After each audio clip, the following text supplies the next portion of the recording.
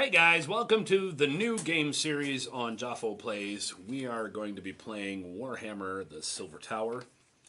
I've had this for quite some time. I have played this offline with my friends, so I'm semi-familiar with the rules. It has been quite some time since we're familiar with this, and I don't know if I've actually finished playing this before the FAQ came out. So right out of the gate, I will warn you guys that we're going to get things wrong the first couple of adventures because, well, shit, as if you've been watching any of my other board game series, that's what I do best, actually, is get things wrong. And hopefully you guys in the comments down below will help adjust us and get us set going. So we are going to literally hopefully play through all 8 main adventures, followed by the final adventure, and try and defeat the Gaunt Summoner. We are trying to recreate this talisman. We are first starting with the white piece here, which I'll get through and once we get into opening. But once we get all 8 pieces here, which as I move my camera down, if you guys can see right there, it's mostly built. We will get our chance to go and face the final boss and do his I don't know, Tower of Terror part thing. So we are adventurers stuck in the Silver Tower. I have been always super busy and actually honestly forgot that I own this game for quite some time, which is why everything is in that beautiful gray plastic. It's what I do best, guys. Even though I run a painting company, I don't know how I find time to live during the day. So we'll begin with who's with me today and what we're playing. Well, you know who I am, and I am playing the Knight Questor. So the way we're going to do this is we're going to literally play this as an unboxing of the game. So there will be no additional monsters, no exotic adversaries, no additional heroes. At this point in time when we're playing this game, there are, I don't know, about 50 heroes that can be played in this game. So we're not doing that. We're just not. And with me as well is Melina. I'm playing the Mistweaver. She's playing the Mistweaver. Sai. Cool looking guy there. So you can see our horribly unpainted plastic models. I again apologize that I suck and don't get it painted. So, for those of you guys who are unfamiliar with this game, the way this game works is this is using a variation of the Age of Sigmar 1.0 rule system. As you guys can see here, we have a movement, we have an armor save value, and we have an agility. Agility is used for kind of escaping your bad guys and whatnot. If you notice here, there are a couple of dice slots there. There's some weapon actions we can take, and then some abilities that we have. So the way this works, everybody gets a set of dice marked by your player marker. I am playing the black character, or the black dice model, and she is playing the blue dice. Start of the turn, after Destiny is rolled, and that is important because there are certain things that will affect your dice based on Destiny. So the first thing that will happen, first player, whoever has the, as you know how much we love it, the idiot marker, they will roll Destiny. Any doubles that come up after the first turn of the game, well, all doubles get discarded, but any doubles that come up after the first turn of the game have an unexpected event happens. 1s and 6s spawn story events. 2s through 5s spawn some of our little monsters here down on the table. They're little familiars, like little book guy here. And they do stuff to hinder us while on the board. These dice, however, will then slot up here, and these are additional dice that Melina and I can share throughout the game, or throughout a turn to kind of make us a little bit better. Why don't you go ahead and shuffle the purple deck for me? I will shuffle the blue deck while I continue talking. Once those are all done, an individual player will roll a dice. I apparently rolled fabulous. Ours are not affected by doubles, unless something has affected us. So all of these do what will sit on my board. I have 4 spots on my board here, and I can use them to do multiples of things. I can use 1 die to kick open the door if I'm at an unexplored edge with a yellow border on it. As you can see on the starting tile that we are on, there is a yellow tile or a spot on this tile. I can kick open the door. I can flip over the top card of my dungeon stack, and I can find out what's inside. The cards that you see me shuffling, those are new skills that we can add. And hey, this is essentially a Dungeons and Dragons style board game, so of course every hero is going to want to find some loot. That's what those purple cards are for. I can spend a die to move, and then the other most important thing that I can do is spend dice to create the actions that are on my cards. There are weapon actions. They have a number listed to them, as you guys can see here. This guy has a Warblade at 1+, means any die 1 through 6 or more, I can spend that to create a combat action. I then roll whatever that hit number is. If it hits, that's how much damage I do. I can make a Thunder Charge Strike if I can spend a 6, and it does that effect. And then I have some special abilities. This Guard Stance goes off on a 3+, and then a Challenge goes off on a 2+, and I can do all of that. We will be using the FAQ, so this is my Renown bonus ability is normally if any of my save rolls scores a 6. Now it actually states each of my save rolls that score a 6 gain me bonus. So we're okay there. We have armor. The monsters apparently do not, but they make up for that by even this Tzeentch transformed Grot, also known as Goblin for most of you non-Warhammer-y people, has 2 wounds. Now, I swing for 2 damage, so I swing and kill a Grot, no problem. However, this big bad dude, this Ogroid Thaumaturge, he has 9 wounds, and then when he hits 0, he hulks out and gets 9 more and goes crazy. So 18 wounds when I'm only doing 2 per swing, not a fair combat. These dice up here, as I kind of bounce around the room here, these dice up here can be used by the active player. I spend them just like I would as they're my own. But when I do that, the highest available die left on the board goes into the purple lock state. And I can't use that. That is to make sure that I don't take essentially 9 turns on a turn and leave Melina with nothing. But it does allow me, like, let's say I rolled a lot better than this crappy die roll. I could spend this 1 to kick open the door. We'd kick open the door. We'll example here. We'll say that that's the tile we're looking for. It's the big one. So that would be this tile here. We'd lock it, or we'd put it adjacent to portals. We'd put that there.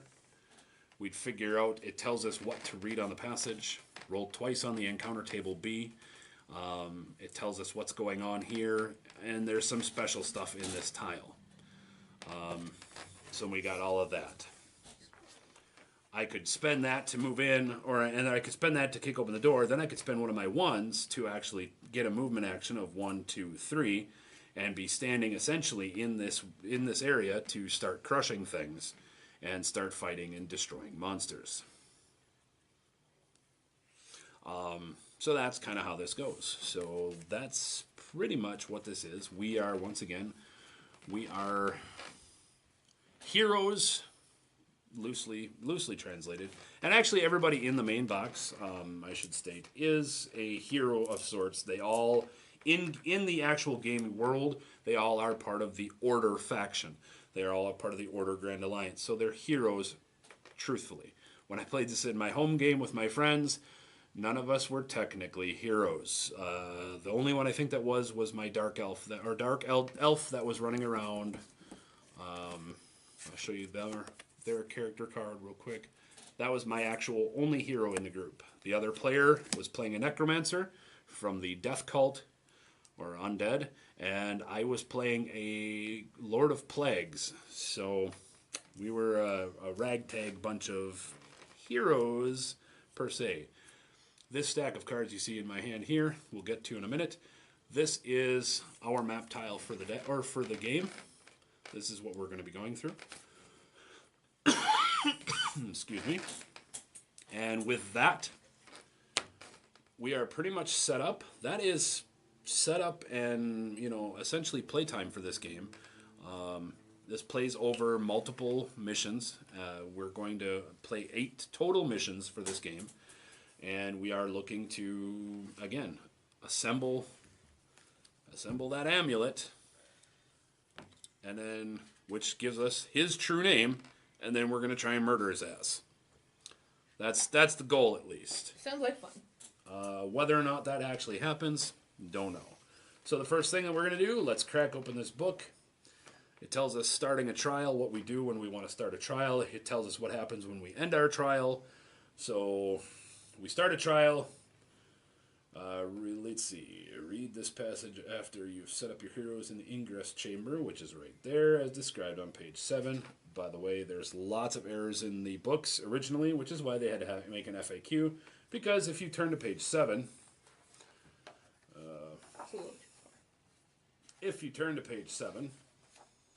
page 7 is pretty pictures. Pretty pictures, not actually how to play the game. Page 8 actually is how to play the start of the game. So if this is our first trial, which this is, we will be taking, again, trial is the name of what we're calling adventures. We will read The Legend Begins on the next page. Then we will read passage 89. So let's start with The Legend Begins. The legend begins. In a vast and statue-lined chamber did the champions first come together, whether by dark designs of the Gaunt Summoner or the vagaries of fate and destiny. Each champion descended the winding stairs to face one another across the sigil-etched floor. How each had come to this place was an epic tale in itself. Why each had come remained a secret only known to them, yet it was clear that for now their paths were intertwined. It was then that the Gaunt Summoner's visage loomed above the champions in a blaze of unearthly light. In a booming voice, the Summoner revealed that should the champions wish to win his boon, they would have to best his trials. Only in this way might they gather fragments of the shattered amulet upon which his true name was inscribed. Do this, the Gaunt Summoner promised, and the champions would have whatever they desired. Fail, and they would be his prisoners forevermore. With this, the Summoner faded from sight, leaving only his echoing laughter and a glowing portal leading on into the Silver Tower's labyrinth depths. We then find passage 89, and it's not page 89, but there's literally a passage. So flipping through the books, here we go. The energies of the portal surged around the champions and propelled them down a twisting tunnel of light. Moments later, they stumbled from the portal's exit and into a strange new chamber. Regaining their composure, the champions squared their shoulders and steeled themselves against the dangers to come. Their first trial within the Silver Tower had begun. Before we go any further, we must construct the exploration deck, which is what these cards are. For this trial as follows. Take the 7 exploration cards marked with the Hysh, that symbol there. Returning the rest to the box. And there are, I think, about 35 of these cards, so you guys are aware. Set aside the Librarian, the Whirligig Passage, and 2 others at random. Shuffling the remaining 3 cards, with one of them being the Searing Beams. So we have to take Searing Beams out, which it should tell you, and I think it tells you that in the FAQ. So we're going to shuffle these up, and I'll let you draw, Melina. Draw this without looking at it. Draw a second one without looking at it. We'll take these.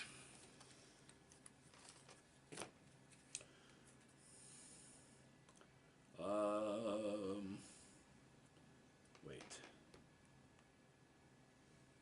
Oh, okay. I need Librarian. And put the Whirligig Passage on the top. So we already know we're getting this as our first. So shuffle those together for me. I will shuffle the remaining 3 cards.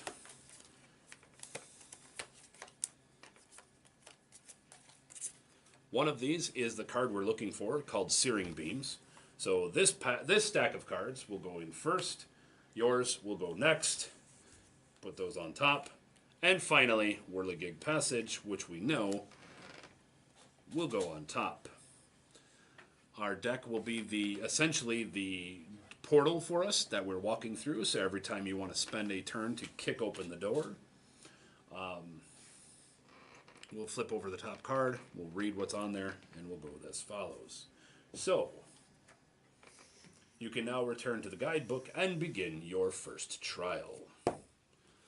This book will get opened and closed throughout our adventure, so we always need to keep that close.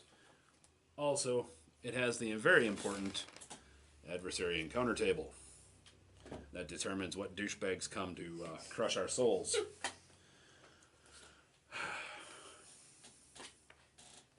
So, make sure that I am doing this right. The Destiny phase. First comes the Destiny phase. The Rune Marked player, which is me. I am the first player because Melina didn't want to go first. I will take the Destiny dice and rolls in, then puts any dice that show a unique number on the blue spaces. So, we got double 2s, a 1, a 5, and a 6. So, we'll put the 1, 5, and a 6 there, and then double 2s can sit up there. In later turns, see page 19. Let's just double check that I did explain that correctly. I wouldn't want to lead you guys astray.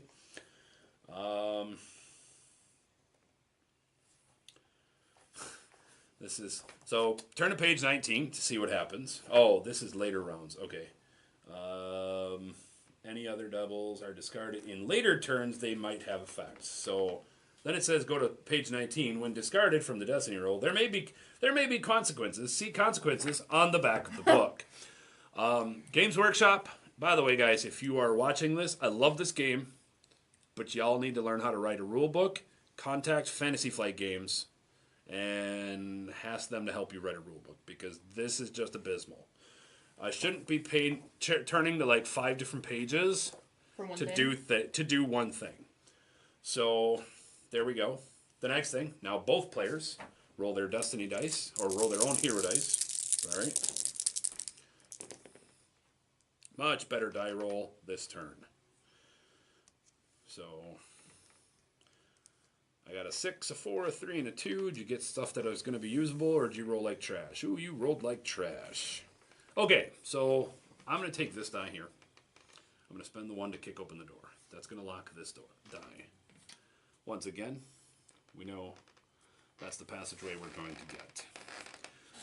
The floor moved constantly in this place, clicking and whirring as it interlocked and spun apart in ever-changing configurations of crescent tiles and seamlessly mushing cogwarts. Yes, ma'am. Because I am the Rune Marked player, I get all of the DM's style thoughts. I get to make all the choices for our turn. When it's at the end of a full revolution of our turn, Melina will get the player marker, and then she makes all of the choices, so that I'm not always screwing us over or helping us or whatever. Yeah, it doesn't really matter which way. And here's what I was talking about. This actually is adjacent to those two, so you can get some really weird adjacencies to this map.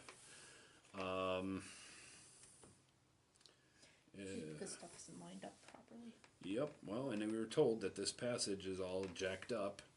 So, we got this little token here. Now, one of the mistakes I have made in my home game, which I really like, unfortunately, I think they caught on to too many people, is, so once I'm done, this deck then moves to that door, and that door goes there. We have our encounter table B that we'll be rolling on. One of the mistakes that I've made, and I won't make this now that we know, is we used to connect the blue portals here with here, and it made for traveling around the maps a lot faster. And honestly, it didn't help us cheat very much, because we're still not able to finish the damn game. We're still getting our asses kicked. So, yeah. That's enough complaining from me. So, I get to roll a d6. So, we'll grab one of our extra dice. We get 2 Carrick Acolytes and D3 Blue Horrors. Okay, so here's D3 Blue Horrors. We're going to get 1. So we're going to get 1 Blue Horror. 1 Blue Horror. And then we're going to get D3, or we're going to get 2 Carrick Acolytes. We're allowed to kind of know what things are so that we can plan accordingly. So that you're kind of, since she's never played this game, she's not very unfamiliar, and I'm sure some of you guys at home that are watching my content have probably not played this game either. Or you're watching because you played and you want to watch me get my ass kicked, and that's why you watch us. And hey, whatever, welcome to the channel. These are the ones that can summon them. So they all have a Cursed Blade and the ability to cast Sorcerer's Bolt. These guys here, the ones that look like wizards, pretty much our wizards. So you have, if the attack roll for Sorcerer's Bolt is a 6, that deals twice as much damage. Normally it deals 1, this time it'll deal 2. He is the Carrick Adept, so when he does, his base damage for the magic missile is 2, which means he can hit for 4. If it's the Acolyte with the shield, he gets a vigor of 4 rather than 3. If it's the Acolyte with the glaive, which is the big long pig sticker, his damage for his Cursed Blade is 2 instead of 1. And if it's the guys with 2 blades, they roll 4 dice instead of 2 dice for their close combat attack. So what would you like to see come up and murder us? Oh, that's not the book I want. The one thing we won't be using is the exotic adversaries, but while she's helping me choose that, if you look in the back of the book, you'll see things like Herald of Tzeentch, the Exalted Flamer, Flamers of Tzeentch, and Screamers of Tzeentch. So there's all sorts of cool things we can add. So we got to add this guy, and we got to add 2 of those. Just want to have dudes that are hard to kill. Yeah. We got it. Now, again, because it's been a little while since I played, let me double check on spawning monsters so that we do attack roll, picking a target, destiny dice, making actions, basic unit.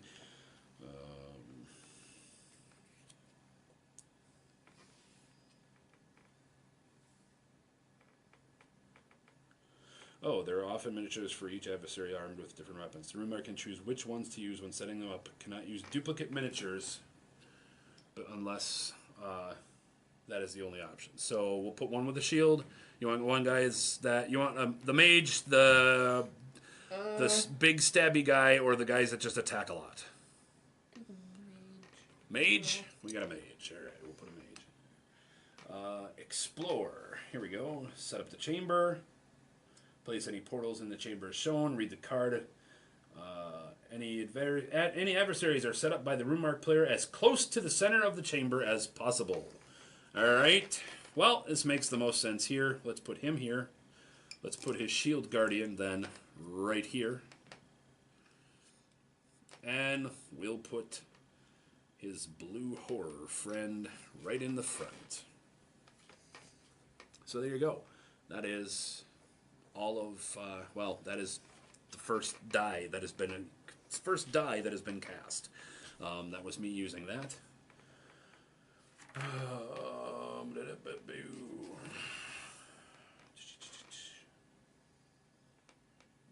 can make an action by spending a destiny. That on the blue. Fate is no favorites, of course, so do not presume you can claim them all. Each time you spend it, the highest scoring is still on there. Move to one of the 2 purples. You cannot use locked, but they return the blue at the end of my turn. Last player can use all of them. So that's good. We can move through each other, but you cannot move through monsters. Monsters can do the same thing. I'm going to spend my two to move forward. Let's go 1, 2 to go there. I'll put myself into there. Thunder Charged Strike, Close Combat 3. Okay, so we're going to need this open. Carrick Acolytes, Horrors. So we need to know those, because those At are all least our they're monsters. nicely put on pages right next to each Pretty other. much, because these are the chodes of the game. They're going to constantly see these things. You guys are going to see these things all the time. More than likely, if we constantly keep playing this game, if we're enjoying it, and hopefully you guys will be enjoying it at home, we'll slowly start working on painting this shit, which is good for me, because that means my stuff that's not painted gets painted. It's bad for me, because this is normally kept just kind of loosely in a box, and it means I now have to start thinking about care for my models. Are we going to do videos for painting this, or... If you guys want to see those, mark them in the comments down below. Let me know if you want me to see me show how I've painted some of these models. Because I may want to just paint this one like today or something. Fair enough. Let's see. That's a 3+ and just hits that. Put a hero die here. So I'm going to spend. You know what? I'm going to spend a 3+ to put that there. That gives my armor. That moves my armor from a 4 to a 3. That makes me a little easier to dodge. I guess it's start going to town. Let's see. Blue horrors. Yep. I need to look up.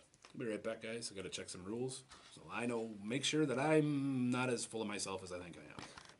And we're back. I did forget one thing. I forgot how the renown system works. Renown is this beautiful little circle you see here touching right now. Every time that goes around the board, we gain a level up. How you gain renown is every time you kill a monster, unless it states otherwise, you gain 1 renown. Pretty simple. But that does also mean there is a lot of chances for kill stealing in this game. So I'm going to attack that blue horror. 4 is enough to hit it. I do 2 damage. He's got 2 vigor. Poof. When a blue horror is slain, replace it with a pair of brimstone horrors. So he goes back to our pile, and he becomes a pair of those. And I do click up 1. I have a 6 left. Oop, that's right. That die goes there. Thunder Charge Strike. Crap. See, and now here, where you would think these 4 square, I should be able to attack him, I cannot, because I am not adjacent to him, so I can only attack him and him. I'm going to use my Thunder Charge Strike. Need a 3+ to hit. Oop, as I'm knocking pink horrors down. Hit a 5, and I'm going to just target this guy. He takes 3 damage. And poof, we'll put a little, 3 damage marker on him. They're double-sided. They are. Some of them have stuns, some of them have 1 wound, some of them have 3 wounds. That's the last of that. All of that is spent. That is the end of my turn. And this is going to be the end of today's episode. Thank you guys for coming and checking out our very first episode of our new series. Us playing some Silver Tower. I hope you guys like it. As always, make sure you guys leave any comments you have in the comment suggestion down below.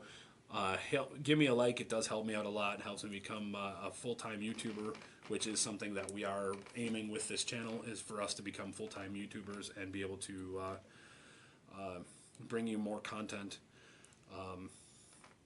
I think I have some social media pages. I don't really know. I don't do all that shit. But more importantly, thanks for watching the video. We'll see you on the next one. Bye.